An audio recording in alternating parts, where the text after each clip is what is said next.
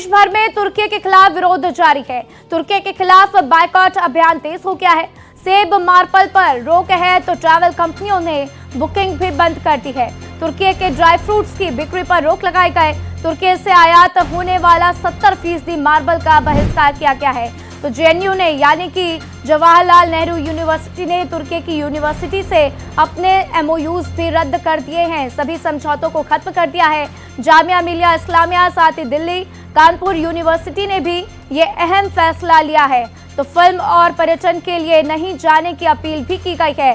तो लगातार तुर्की का बायकॉट भारत में ट्रेंड करता हुआ और एक एक करके भारत के सभी व्यापारी तुर्की का बायकॉट कर रहे हैं। जो लोग तुर्की के साथ ट्रेड कर रहे थे उन्होंने साफ कह दिया है कि हम तुर्की के साथ व्यापार नहीं करेंगे।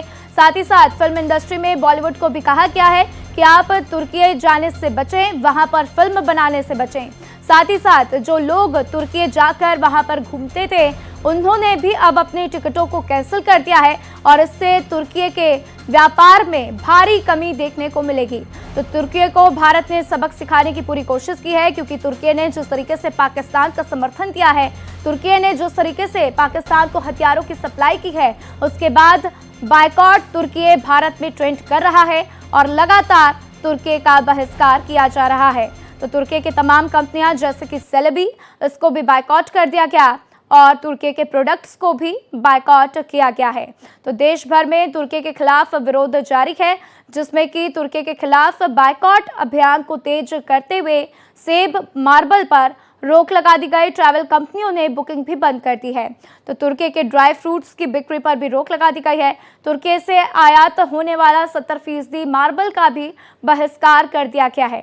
तो जेएनयू ने तुर्की की यूनिवर्सिटी के साथ एमओयूज को रद्द कर दिया। वहीं जामिया मिलिया इस्लामिया यूनिवर्सिटी, दिल्ली यूनिवर्सिटी और कानपुर की भी कुछ यूनिवर्सिटीज ने अपने एमओयूज को तुर्की के साथ खत्म कर दिया है। और ये तुर्की के लिए एक बड़ी चुनौती होगी, क्योंकि भारत तुर्की में जिस तरीके से निवेश करता था, भारत और तुर्की का जो व्यापार चलता था, उससे तुर्की को बड़ा लाभ होता था, लेकिन अब तुर्की को बड़ा झटका।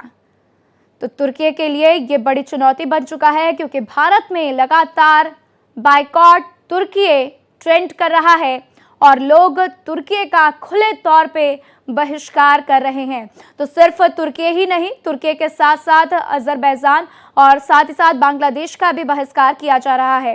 तो देखिए भारत का तुर्की से क्या क्या इंपोर्ट होता है। तो मीट प्रोडक्ट्स जो है, विशेष रूप से हलाल मीट जो है इंपोर्ट किया जाता है। कपास, ऊन, सिंथेटिक फाइबर से बने कपड़े भी इंपोर्ट किए जाते हैं।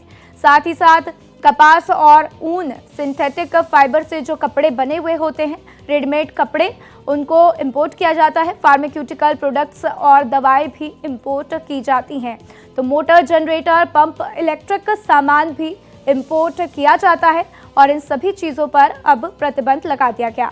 तो साथ ही स्टील, एल्यूमिनियम, तांबा, मेटल प्रोडक्ट भी इंपोर्ट किया जाता है। सेब, अनार, जैतून जैसे कृषि प्रोडक्ट्स भी इंपोर्ट किए जाते हैं।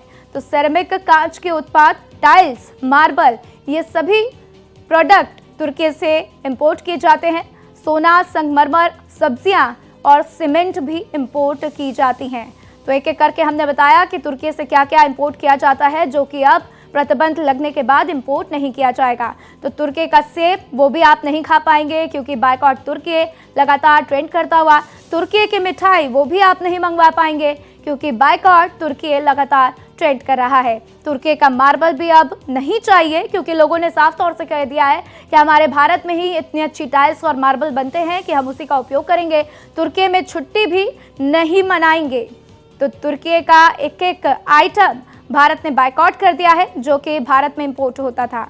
तो भाईजान की अब दुकान बंद होगी, क्योंकि भारत और तुर्की के देखिए रिश्ते अच्छे थे, लेकिन अब भारत ने सोच लिया है, जिस तरीके से तुर्की ने पाकिस्तान का समर्थन किया है, हम तुर्की का सपोर्ट नहीं करेंगे, हम वहां पर घूमने नहीं जाएंगे। तो भारतीय टूरिस्ट तुर्की को फायदा देते थे। प्रति व्यक्ति 1 लाख से ज्यादा वहां पर लोग खर्च करते थे। 2024 में पर्यटन से 2000 से ऊपर करोड़ों रुपए का फायदा हुआ था।